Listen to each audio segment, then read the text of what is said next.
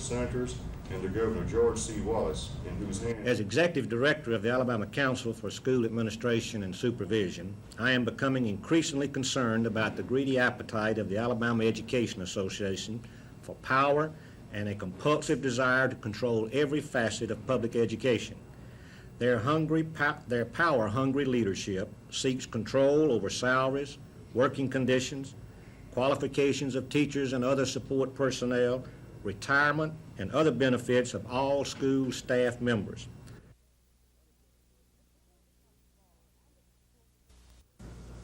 If the bill becomes law, and if these school support workers were fired, transferred, or disciplined, they would not be able to appeal their case to their local school boards. School officials say that's because the fair dismissal bill would completely remove that authority from school boards and turn it over to an arbitrator whose decision is final. But these same people say even greater than that is the influence generated by the Alabama Education Association over legislators who are supporting the bill. The evidence seems clear that the AEA leadership wishes to become the most powerful political machine ever put together in Alabama, a political machine that will not stop short of holding the public schools in hostage if necessary to achieve their ambitions. Officials say if the bill becomes law, similar protection for teachers is surely in the making. You can bet that a similar bill covering teachers will soon follow, possibly in the form of a collective bargaining bill. And if that happens, school officials say the end result would be compulsory collective bargaining, binding arbitration, negotiated contracts, and all the pressurized union techniques which can set the stage for strikes, walkouts, boycotts, and intimidating picket lines to kindle sparks of violence if the union decides on this kind of blackmail. PTA officials also jumped on the bandwagon against the bill. They say a fully funded kindergarten program is threatened if the bill passes. We believe, as written, it will erode the influence of parents and local boards of education and could very easily endanger even the safety of our children. AEA officials responded to the criticism, saying the school support personnel officials are fearful of losing, quote, an ironclad grip on their employees, who, AEA officials say, are entitled to a fair dismissal hearing. Kim Davis, WSFA TV News. School officials say if the fair dismissal bill becomes law, none of these school support employees would be able to appeal any disciplinary action taken against them. Also, they say the bill would mean local school boards would lose complete authority to discipline, transfer, and fire support workers. That authority would be turned over to an arbitrator whose decision would be final. School officials say it'd be disastrous if the bill became law. Their power-hungry leadership seeks control over salaries, working conditions, qualifications of teachers and other support personnel, retirement, and other benefits of all school staff members. But they say it'd be even more disastrous if teachers are given the same protection under a similar bill. You can bet that a similar bill covering teachers will soon follow, possibly in the form of a collective bargaining bill. School officials blame the Alabama Education Association's dominating influence over legislators who are supporting the measure. They say the AEA is using the bill as a recruiting tactic to strengthen union activities of its organization. There is a very good chance that the AEA leadership will bring about a complete unionization of school personnel, both professional and non-professional. School officials also claim the state's fully funded kindergarten program would be threatened if the bill passes, and the PTA had something to say about that.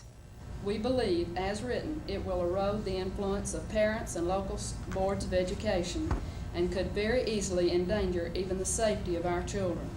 AEA officials responded to the criticism, saying school support personnel officials are fearful of losing a, quote, ironclad grip on their employees, who AEA officials say are entitled to a fair dismissal hearing.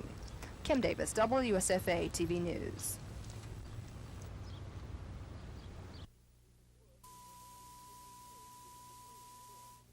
Bush is the man who pushed his case to the Supreme Court. He's an engineer at Marshall Space Flight Center in Huntsville, Alabama. 9 years ago, Bush called his job worthless, a waste of taxpayers' money. The story drew national attention. 9 years ago, few federal employees made $32,000 a year, much less complain about it. I was not being employed properly. I was not being utilized properly. And I asked them to please give me beneficial, meaningful employment. In the event that they had no job that they wanted to put me in, then I wanted them to let me go. For his statements to the press, Bush was demoted 2 pay grades. He fought back successfully. The Civil Service Commission reinstated Bush with $30,000 in back pay. But Bush says whistleblowers need more protection. His Supreme Court case contends federal workers should be able to sue their bosses for damages. In this instance, Marshall Center Director Bill Lucas. However, in a unanimous decision today, the Supreme Court disagreed. The 9 justices affirmed a lower court ruling saying grievance procedures already give federal workers enough protection and they cannot sue their superiors. Taxpayers will pay because of this decision for the next 50 to 100 years until it's overturned. What possible incentive would a federal employee have for speaking out about wrongdoing and waste if there's no deterrence in the system? You must stop people from punishing people for expressing freedom of speech rights. On the other side of the coin, federal officials say today's court ruling will help them direct a large and entrenched bureaucracy.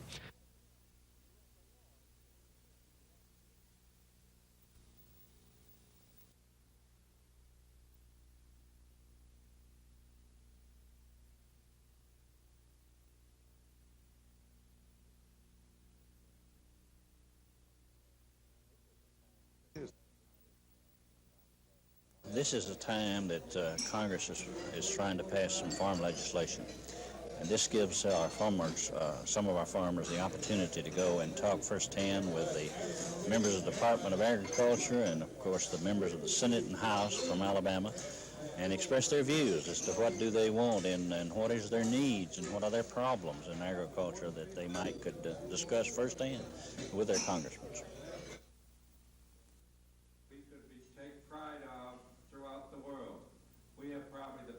Is the lifting of the grain embargo imposed by the last administration.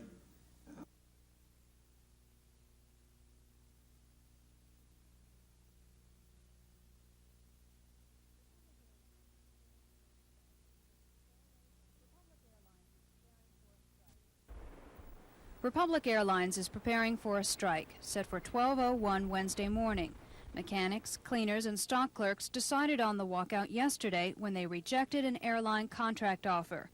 The airline is still negotiating with the International Association of Machinists. Republic spokesman Walter Hellman says there's hope for a last-minute settlement, so it's hard to tell whether or not there will be a strike.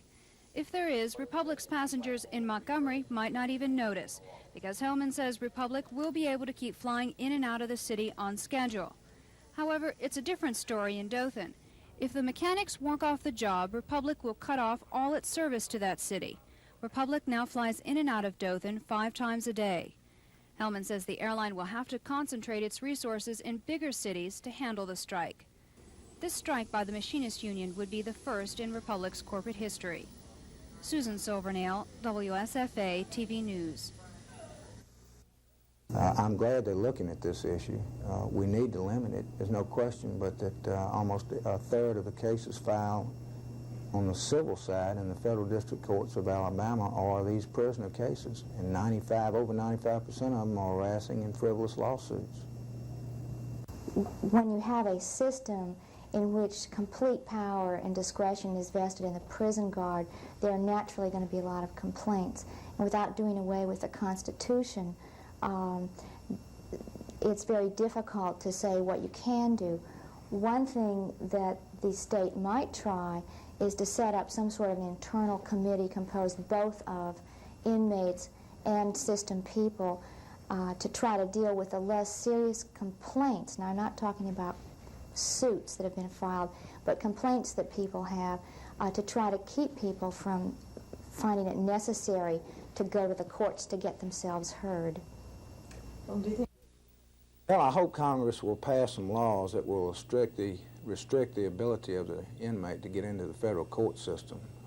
For instance, setting up an administrative hearing by the Corrections Department, and if the inmate cannot prove after a full and adequate and fair and impartial hearing that the allegations he's setting forth are true, then the federal court wouldn't accept jurisdiction, thereby it would be summarily denied. And I would suggest that they have an informal kind of review board within the system that doesn't hear suits, but that hears complaints. after the first Monday in September, which by law is when primary elections are supposed to be held. That on U.S. constitutional grounds, perhaps it rules dates. This lawsuit has become necessary because it appears that the governor of this state will not be calling for the general election at a date sufficiently in advance to allow, under Alabama law, for Alabama primary elections, particularly for the Democratic Party.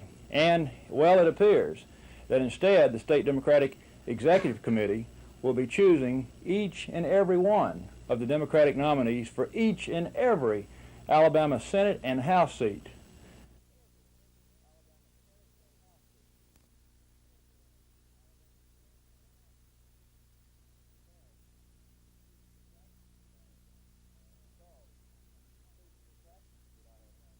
Because, and you can see from the attachments that I have put on this complaint as exhibits, we've got something like 77 statutory election days. In Alabama, the domination by the Democratic Party has been tantamount to election by most seats of the state. And since that is the case, if the State Democratic Executive Committee is handpicking every one of the Democratic nominees, well, then we have a situation where the state committee itself is malapportioned. In fact, it was chosen not according to the 1983 legislative lines, and particularly the deleterious or diluting effect it had on black citizens. That evil or wrong will not be remedied. In fact, it will be perpetuated by the State Democratic Executive Committee choosing all of the nominees for every House and Senate seat in the state. The court would befall the citizens of Alabama who would be forced to endure 3 additional years of representation by a malapportioned legislature. And it goes on to say, and I'm merely, it appears that the governor of this state will not be calling for the general election at a date sufficiently in advance to allow, under Alabama law, for Alabama primary elections, particularly for the Democratic Party.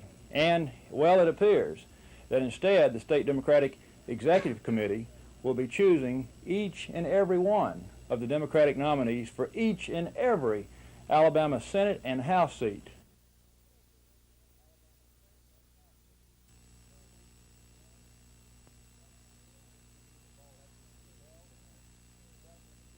Should the fall elections be held, and secondly, should, and so it's not a source of information that's just merely circulating in private rumors around Capitol Hill. It's something that's already made, one of the largest media sources in the state.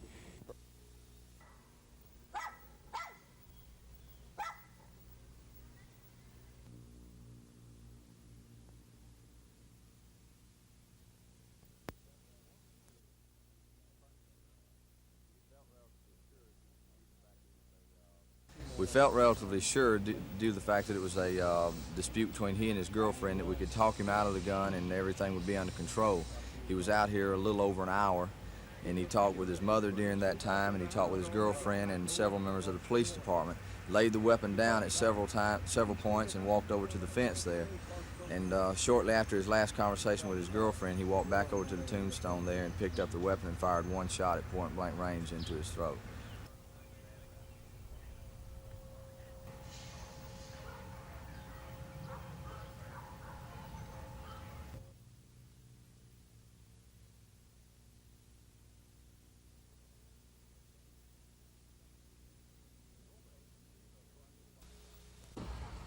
Both agencies are trying to find out why the 16-year-old was working on the top floor of the building and if safety standards were violated.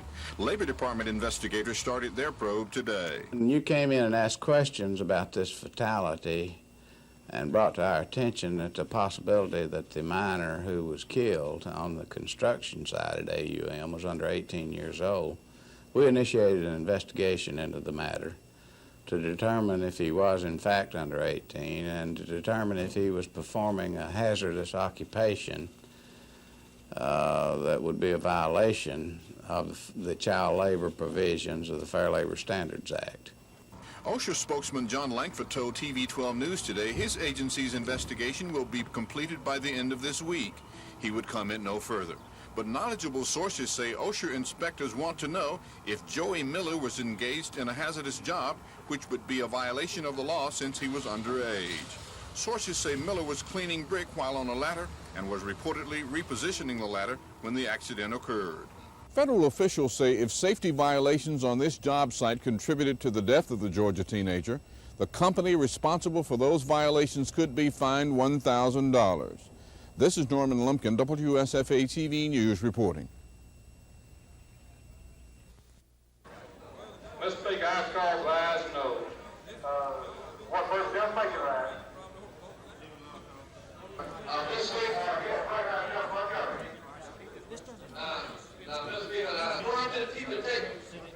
keep the rules. Mr. Speaker, I talked to several rules and accepted and approved the terms of the last legislative day. Then we approve for today with 21 votes. You won't have that opportunity again today. Deal with the issue and let the majority of the House work its will. I'm going to urge the House to vote yes. Give you the reading of the journal and get on with the business. But to those of you now... The Senate Rules Committee held a rare public hearing on nominees to Alabama's and Auburn's boards of trustees.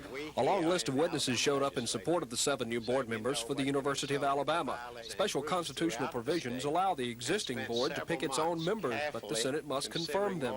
Those supporters say politics shouldn't be allowed to get involved in the nomination process. But Lieutenant Governor Bill Baxley has questioned 3 of the nominees who aren't graduates of the university. Montgomery investment banker Bill Blunt, a former student government president of Alabama, is also concerned about the future direction of the board. We wholeheartedly support the concept of appointing blacks and women to the Board of Trustees, but we are concerned about the direction the institution in Tuscaloosa has been taking over the past several years. The board is to set policy for all 3 campuses, and we feel the board has demonstrated an obvious indifference to the mother institution in Tuscaloosa. Some attending the hearing view the confirmation squabble as a power struggle between the University of Alabama main campus at Tuscaloosa and the campus at Birmingham. The committee also heard testimony on 3 Wallace administration appointments to the Auburn board. Senator Ted Little of Auburn suggested that one of the nominees, Bobby Louder of Montgomery, places financial ties to Auburn in a blind trust. Louder owns a Montgomery radio station with the rights to broadcast Auburn's football and basketball games. Rules Committee Chairman Charles Bishop says the committee should make a decision this week. Later, the full Senate went to work on a special order calendar. The upper chamber passed a bill that would allow state employees to become more involved in political campaigns, another that would place more controls on the sale of fireworks, and a measure dividing up $5 million in supplemental funding for 5 state universities. Dennis Latham, WSFA TV News at the Capitol.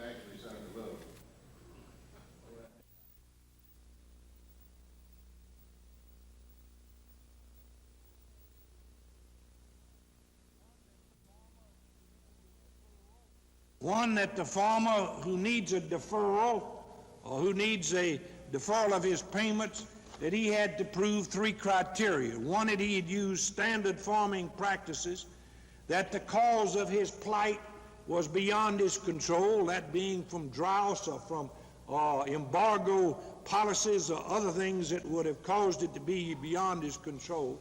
And the third, that after the deferral period, that he have a reasonable likelihood of making his payments. And I think that's a reasonable approach, those 3 criteria.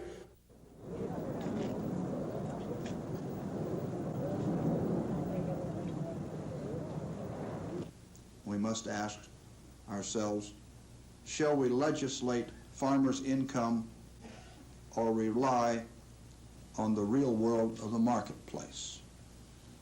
I think there are 3 alternatives to look at. One of them would be to continue programs that led to this overproduction, the programs we have today. And without some adjustment in these programs, I'll have to tell you, they are just not functioning as they should.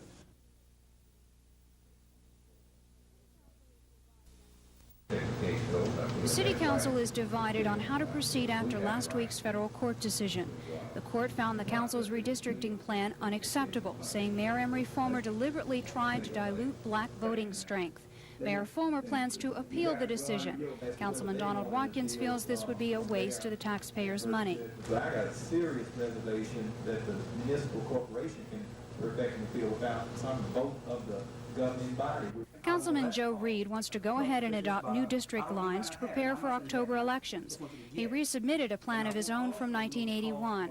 Council President Willie Peake announced he'll do the same thing, bringing back an old plan of his that won approval from 3 black council members before. But I'm telling you, we have an alternative. We have a way in which we and this council, the city of Montgomery, can take the responsibility that we are supposed to take. Councilman Watkins says the mayor's refusal to accept the court's findings highlights the problems he says exists at City Hall. One part of the decision reads that the Montgomery City Council is steeped in racial tension and mistrust. Susan Silvernail, WSFA TV News. Flags embodies the principles that country is based on. It embodies the history and the struggles that brought that country about. Embodied in those folds, especially in those red stripes, are the blood of over 1 million Americans who fought and died so that flag can mean exactly what it means today.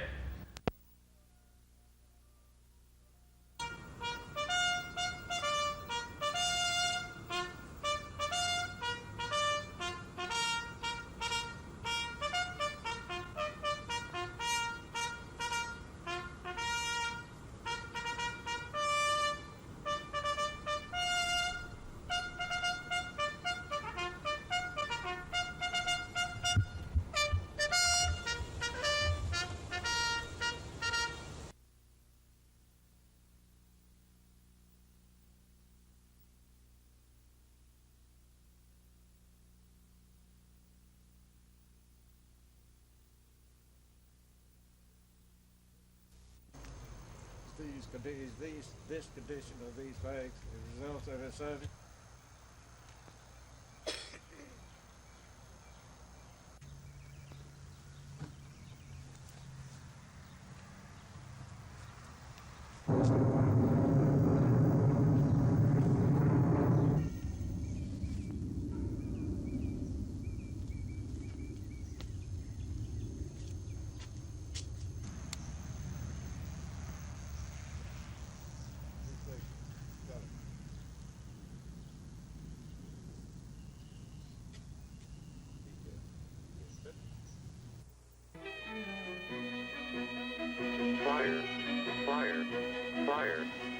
It's a fire alarm.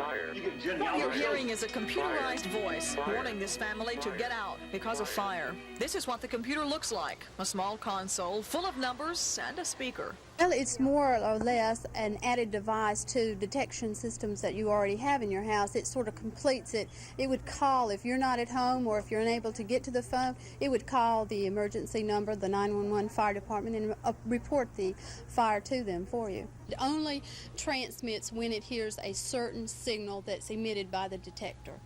It's relatively simple to code. It's a matter of listening to the voice. It tells you exactly how to code it and programming the numbers and the address into it by pushing certain numbers. It does have a fire type thing that it emits when the control goes off. So now Ma Bell is giving consumers a new alternative to reporting fires, this new computerized fire alarm system. And while it seems like a good idea to us, it hasn't been proven in Montgomery yet, but the fire department is studying it. Gina Gregory, WSFA TV News. It was less than an hour ago when House members finally cast their last vote on the controversial hospital medical insurance plan for education employees. The bill passed overwhelmingly. Although the Alabama Education Association-backed plan had strong support, a handful of legislators spent most of the day trying to change several key matters. One battle centered on an effort to require any state financial aid for supplemental policies like cancer or dental riders to apply only to policies offered by the state, not private enterprise insurance carriers. Backers of the bill said it was crucial for the state to get the lucrative supplemental policy business, since money that would ordinarily be profit to private enterprise companies could be pumped into the state plan to keep the basic plan rates low. All efforts to take the supplemental policy business away from the state failed. This bill only sets up the mechanism for the state to initiate its own program. It doesn't address any dollar amounts. That'll be taken up tomorrow in the House Ways and Means Committee when the education budget is addressed. The effort now is to increase the state's help of $24 per teacher per month to about $28. That's a total of a $21 million effort, far from the near $120 million some officials say it would take to provide essentially free insurance for a full year. Chris Grimshaw, WSFA TV News.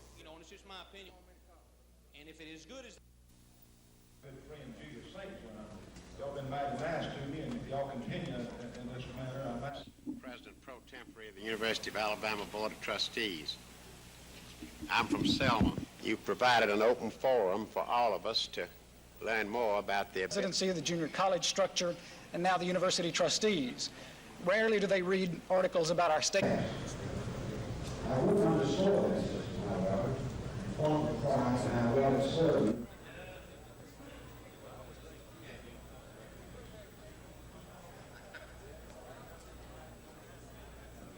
Mr. President.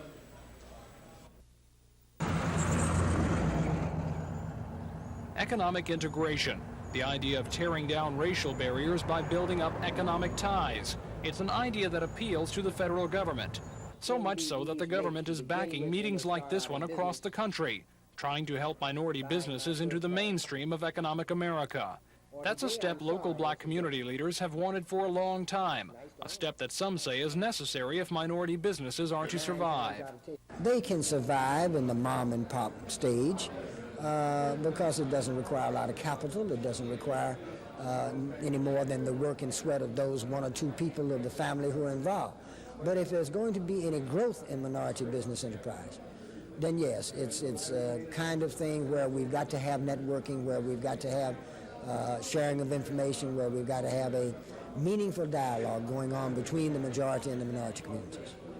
But the federal government's plan may be meeting indirect resistance in Montgomery from the black community itself. Recent economic pressures put on local businesses might, according to some people at today's meeting, backfire, making those businesses reluctant to deal with smaller black firms. We cannot sit over here apart from. We have to become a part of the process.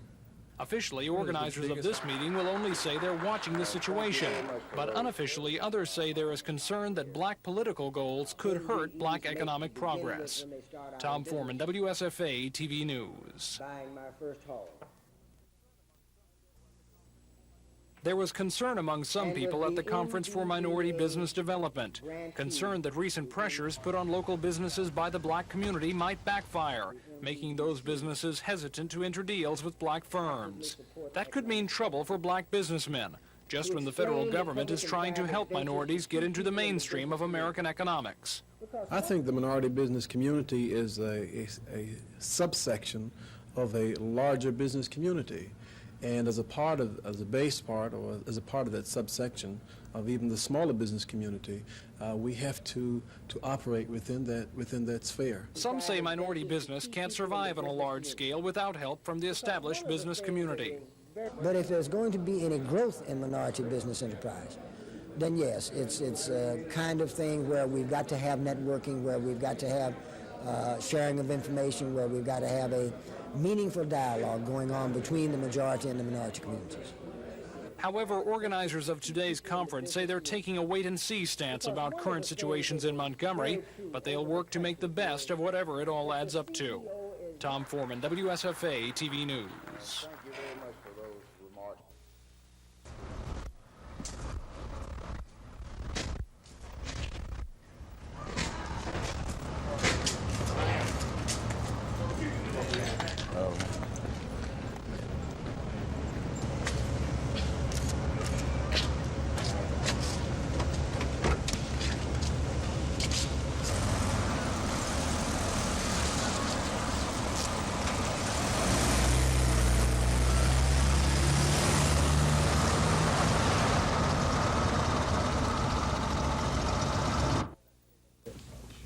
When Governor Wallace drafted his education budget proposal for next year, he included about 200 new kindergarten classes. The governor paid for those classes by using about $4 million of the nearly $8 million freed by the reduced need for other teachers. The other $4 million was used to increase hospital medical insurance help for educators. But when the budget was revealed today, Ways and Means Committee Chairman Tom Coburn's budget added 220 kindergarten units on top of the ones offered in the governor's proposed budget. About 3,000 is what we need, and this will fund 1,520 units, or 420 new units from the past school year. Representative Coburn says the extra kindergarten units were added without increasing the total budget, which is $1.5 billion. The money to pay for these new units came from savings in unemployment compensation and Social Security costs, which officials say were originally overestimated. If there was one noticeable aspect of this budget debate, it was the lack of debate. Everyone said they agreed with the budget. Teacher lobbyist Paul Hubbard said he could live with the budget. School board lobbyist Randy Quinn said he was happy. State School Superintendent Dr. Wayne Teague backed the budget, as did a host of others. The education budget could be considered by the full House as early as next week. Chris Grimshaw, WSFA TV News. 13-year-old Willie James Deldridge, a ninth grader, pitched the winning baseball game on the last day of his life last Saturday. He came home, changed clothes, and told his brother he was going swimming. I saw my brother last approximately 5 o'clock Saturday evening when he left the house going to Brandywine Apartments to swim. 2 days later, his body was found in this swimming pool several blocks from his home. Police Chief J.B. Walker says police searched the pool shortly after young Deldridge was reported missing. After we received the report that the young man was missing, we went to the pool that night and searched. During the daylight hours of that early morning, we went back to the pool and searched it again, and then the search broadened to interview people that he may have been with. The victim's mother, Mrs. Mater Smith, says she believes her son was held prisoner for 2 nights before his body was discovered. He was held. He never left Brandywine Apartment because you cannot go in that gate and get out of that pool unless you go to some of them apartments. 13-year-old Willie James Deldridge was buried today in a small cemetery just a few miles from downtown Tuskegee. As the ceremonies were going on, city police were still trying to determine how Willie James died, trying to determine whether or not he met an accidental death or if he was murdered. This is Norman Lumpkin, WSFA TV News, Tuskegee. Joe Simon has started a national campaign against illiteracy, and Governor George Wallace is backing his efforts. Well, it's good to have you here. I'm one of your fans, too. The singer says he can use his position as a popular rhythm and blues musician to encourage young people to learn to read and write. Governor Wallace calls the campaign worthwhile when millions of teenagers can't read past the 4th grade level. As Simon travels around the country as a performer, he'll talk about the illiteracy problem. We'll just go to work, that's all I can say. But when we leave here, we'll be meeting with other governors and mayors across the country. Then we will go into the White House to sit down and talk to some of the people there. But the real starting place for the illiteracy campaign could be the recording booth, because Simon says he wants the lyrics to his songs to inspire young people to do positive things. Simon sees good lyrics and the illiteracy campaign as part of his obligation as a successful entertainer. And I've been admired in these cities for years, and I've been taking money out of these cities, so I think it'd be very nice if I can say something nice and bring something back to the community. Susan Silvernail, WSFA TV News.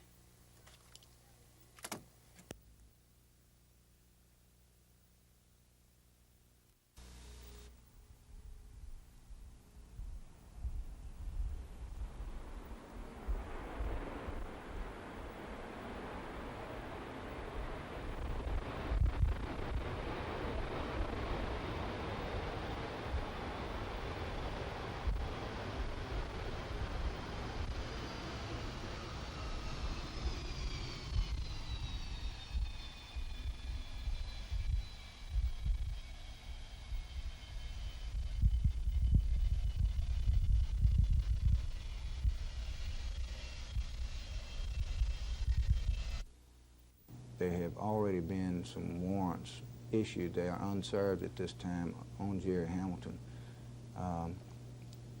Simply from a legal standpoint, strategy, I am going to ask that those warrants be dismissed. He's currently being held on a parole violation and will be for some 13 months. And because of some possible constitutional problems, if we haven't developed the case to a point to where we're satisfied we can go forward in a grand jury, we might have some speedy trial problems if the warrants have been served. So I'm going to go ahead and dismiss those warrants.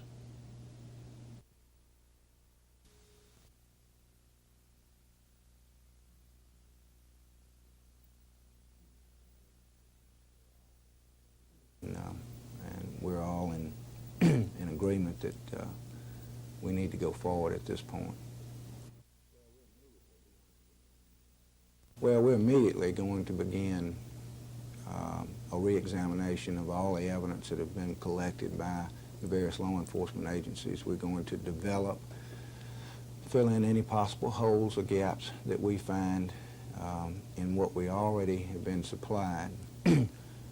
From a legal standpoint, there have already been some warrants issued. They are unserved at this time on Jerry Hamilton. Simply from a legal standpoint, strategy, I am going to ask that those warrants be dismissed. He's currently being held on a parole violation and will be for some 13 months. And because of some possible constitutional problems, if we haven't developed the case to a point to where we're satisfied we can go forward in a grand jury, we might have some speedy trial problems if the warrants have been served. So I'm going to go ahead and dismiss those warrants.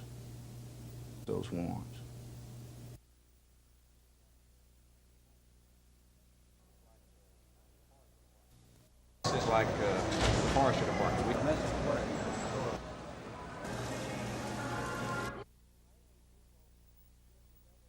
Mainly people here in the Montgomery area are staying home more often and are wanting to entertain themselves at home. So we are selling whirlpool tubs and hot tubs as an alternate choice, and we find demand is very big here. The most unusual request I've had so far tonight was for an underground house, which is not entirely unusual anymore because they're becoming more and more prevalent throughout the country.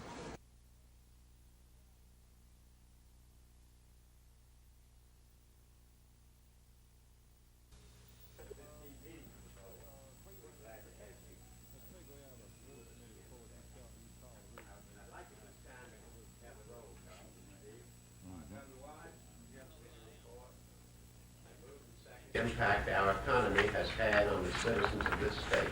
Higher education and their strong leadership, the Alumni Association and other state and local leaders, their ability, integrity, and enthusiasm.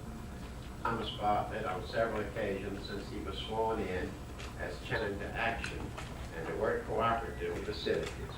The funds are being used for the basic science research and education building and the business engineering complex at UAB, student housing at UAA.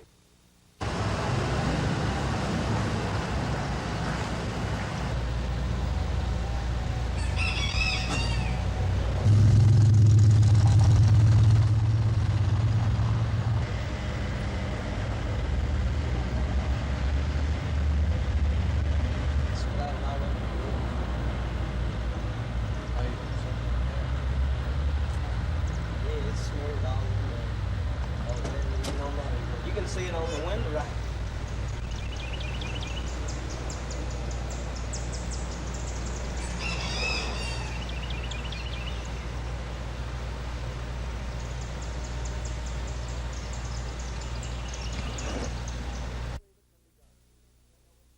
I believe it can be done.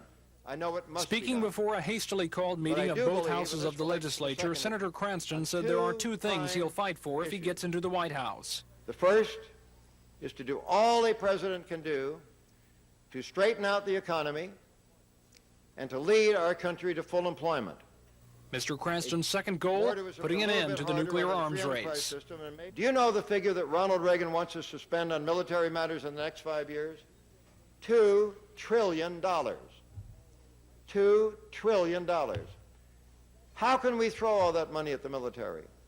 The senator wants to put another feather in his cap with Saturday's straw poll by Alabama's Young Democrats. After a surprising win in a similar poll in Wisconsin last week, the senator is counting on a good showing here.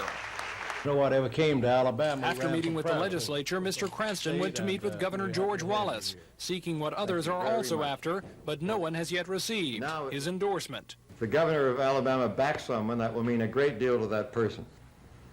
Well, thank you, Senator. That's what I thought, but I didn't. As he admits, Saturday will be a test of Mr. Cranston's strength here, a test he clearly wants to pass. Tom Foreman, WSFA TV News.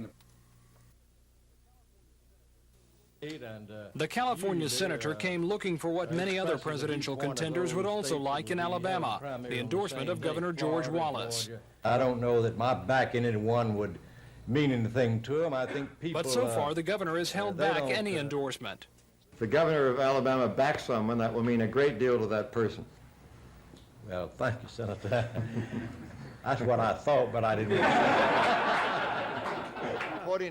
Earlier, speaking to the state legislature, Mr. Cranston outlined his plans for the country should he win the election. Among them, straightening out the economy, lowering unemployment, and ending the nuclear arms race. I believe a president must focus on doing all a president can do to end the arms race that is undermining our economy and threatening our very existence.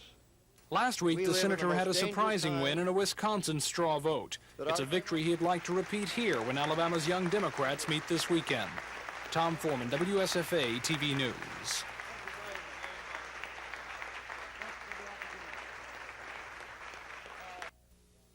Shall we play a game? Let's play global thermonuclear war. Fine. Better get the old man down here. Over day, we have Soviet missile warning. Check for malfunction and report competent. Anything is possible in science, but the difference between the movie and real life is that in the movie, as a part of the plot, they took out the two-man concept that we have in the real world, where two people are required to launch any strategic system.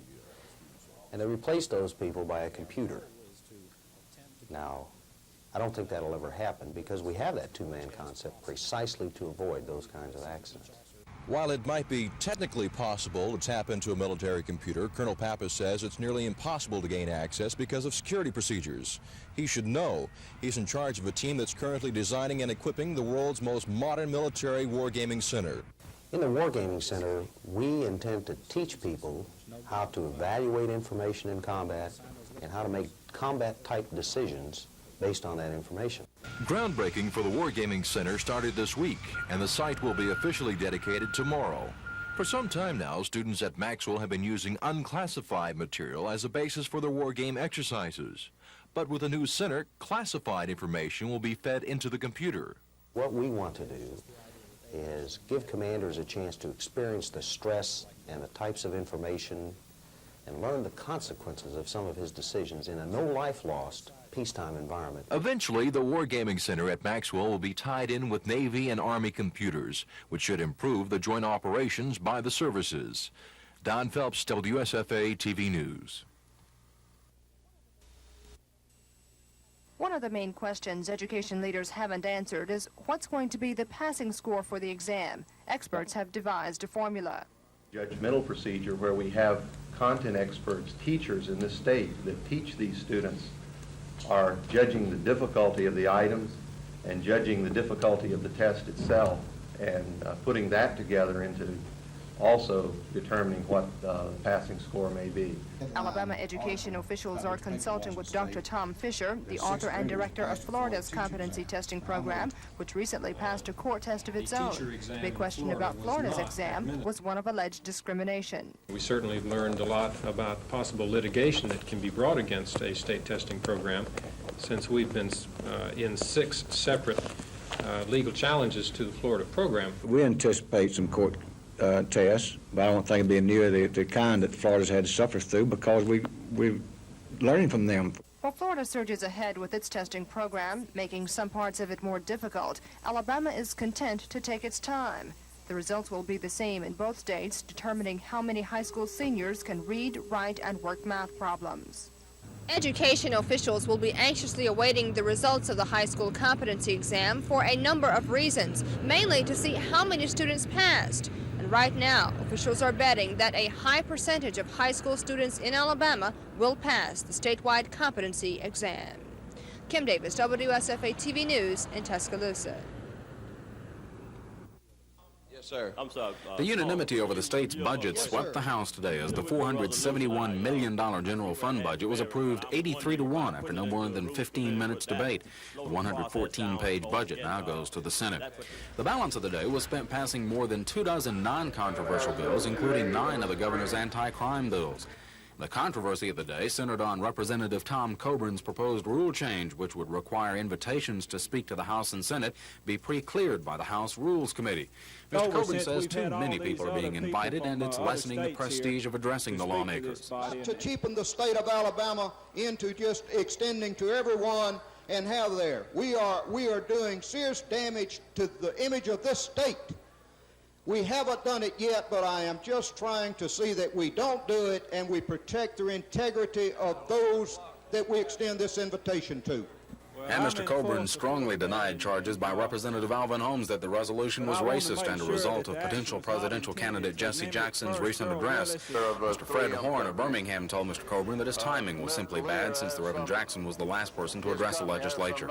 Ironically, Mr. Coburn withdrew his resolution only minutes before the legislature stopped work to hear from 3M President Louis Lear and presidential candidate Alan Cranston. Chris Grimshaw, WSFA TV News at the Capitol.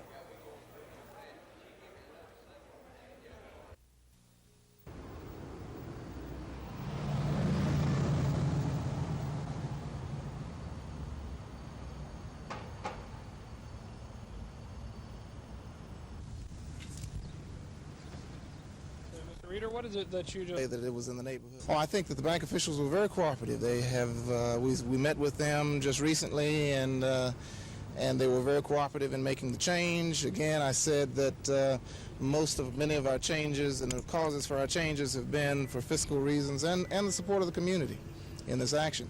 They have been very, very amenable, and this is our small way of being responsive to the need that has preempted our making this decision right now. It's certainly the boycott.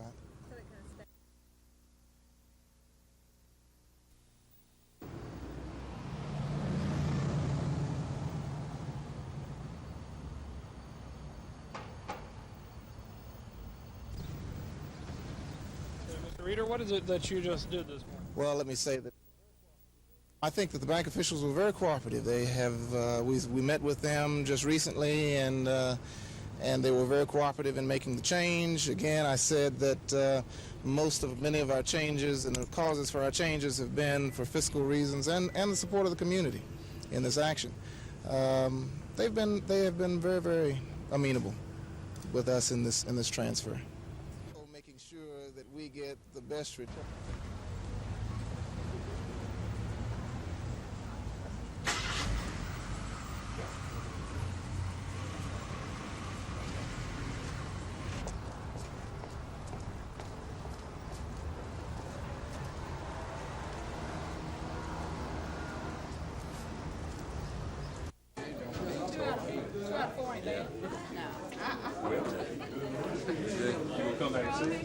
I know you still have your little gun and your badge and everything, so don't...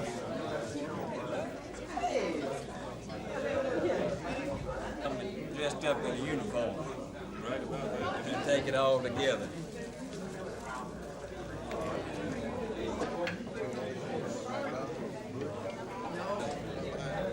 Yeah, you no papa, no granddaddy? Yep. We'll be there one of these days. It's coming. Yeah. I got 2 of them married now.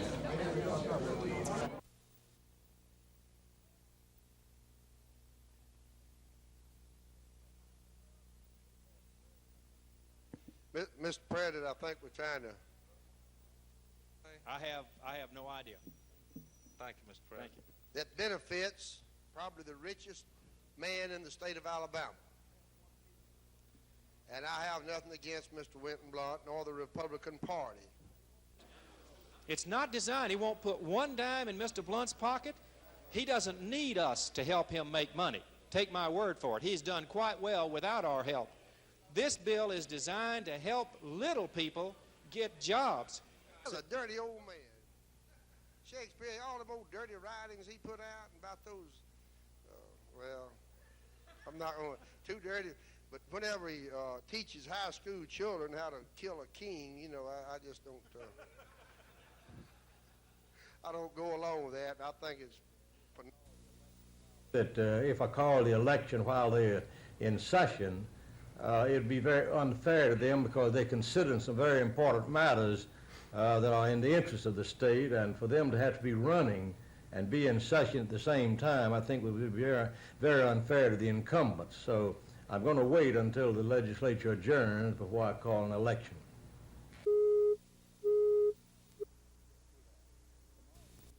To that, tomorrow evening at 3 o'clock, it was voted on that there will be a number of people at First Alabama Bank to transfer their funds or to the boycott on those businesses.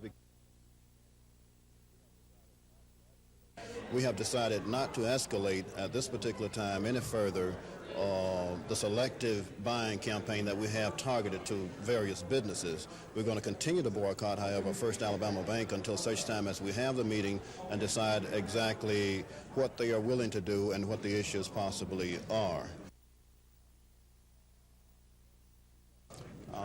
Yeah, he won't be back until the latter part of June, so we know they've been feeling it. We've gotten that through private sources, but we're going to see what happens in this meeting. We're pretty open-minded about trying to resolve this matter.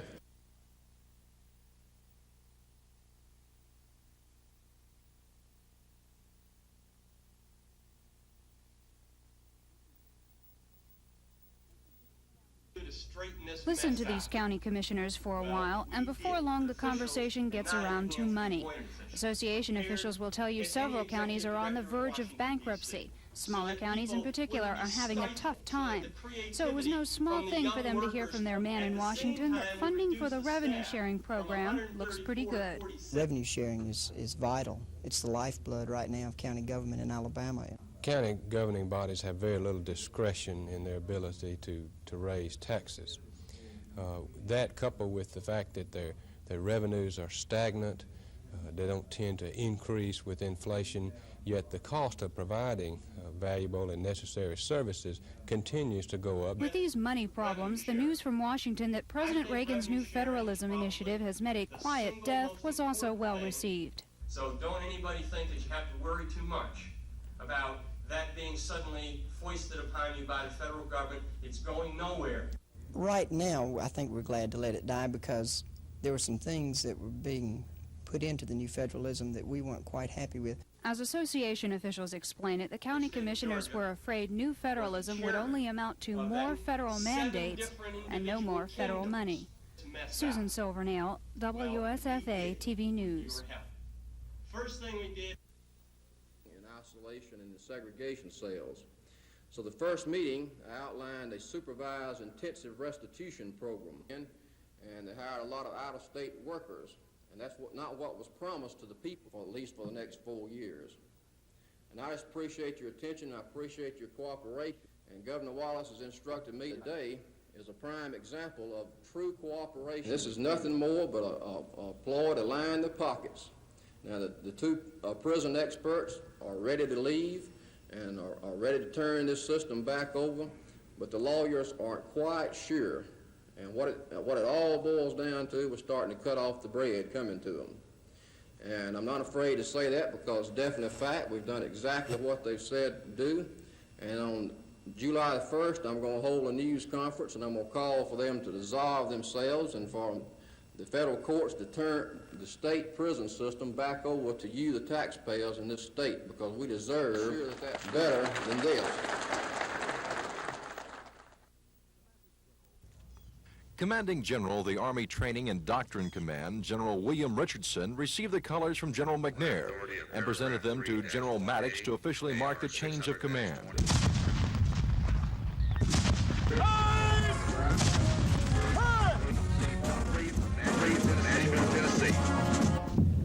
ceremony was nothing short of breathtaking as the soldiers put their best foot forward to welcome the new commander and to say good luck to General McNair.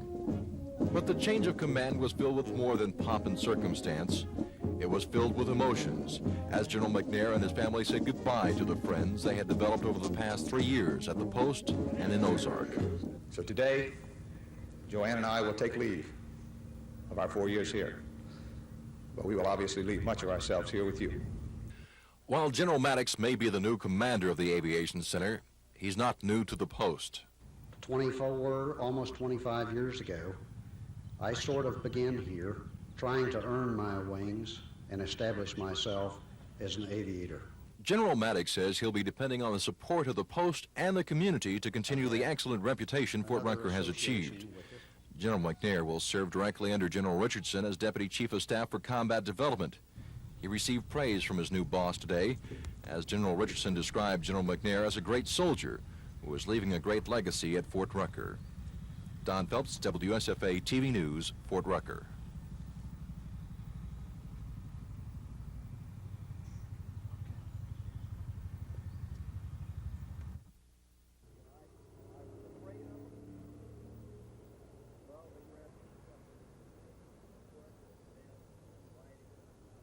You cannot be forced to give evidence against yourself, and I can't be forced to give evidence. We are bringing it to their attention that they have made some errors in their decision in regards to the Fifth Amendment and the laying of a factual foundation. Two totally separate issues. If the Supreme Court of Alabama can't see it, then we're going to take it to the Supreme Court of the United States. It's as simple as that. And the Supreme Court of the United States already upholds my point of view. Why can't the Supreme Court of the state of Alabama see it or uphold my point of view? They're destroying our Fifth Amendment right. You said this set some sort of a precedent. What sort of precedent does it set? It's a destructive precedent. Nope.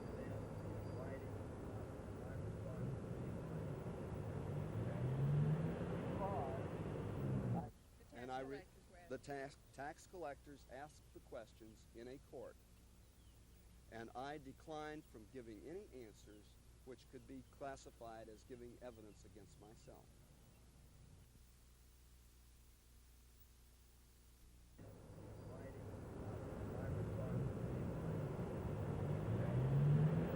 Concurred. It was a unanimous decision. The Revenue Department did not even enter one single fact in court. I mean, one single fact, even to ask me my name. I mean, this is how serious it is. I wasn't even asked what my name was. They didn't even tell the court what my name was. This whole thing was based on assumption. You can't run law like that. You can't run courts like that. The whole thing's going to fall apart.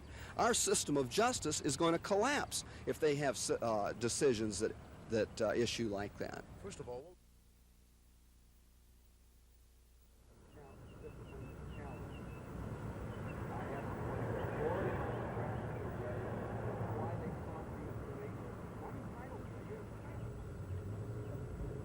but they asked me some questions, and I was afraid of them.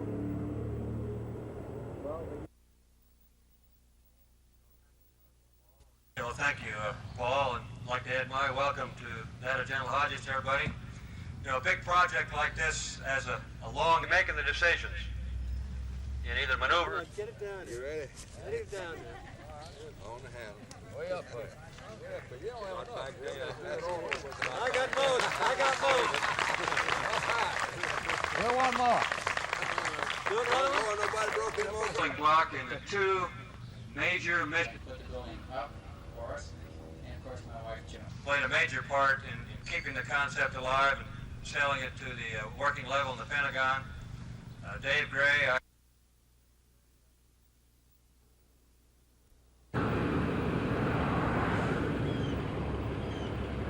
Whitehall has had its trouble with water in the past. Mainly, people here just haven't been able to get enough of it.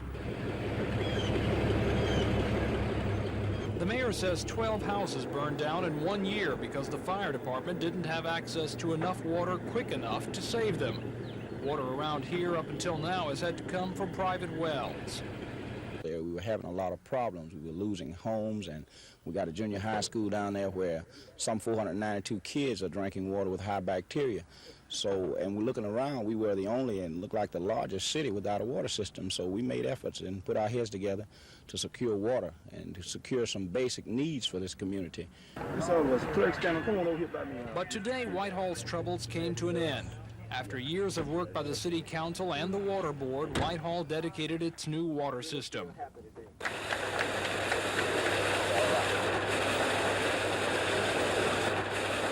It cost $300,000.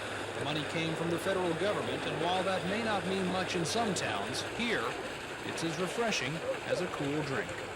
Tom Foreman, WSFA TV News in Whitehall.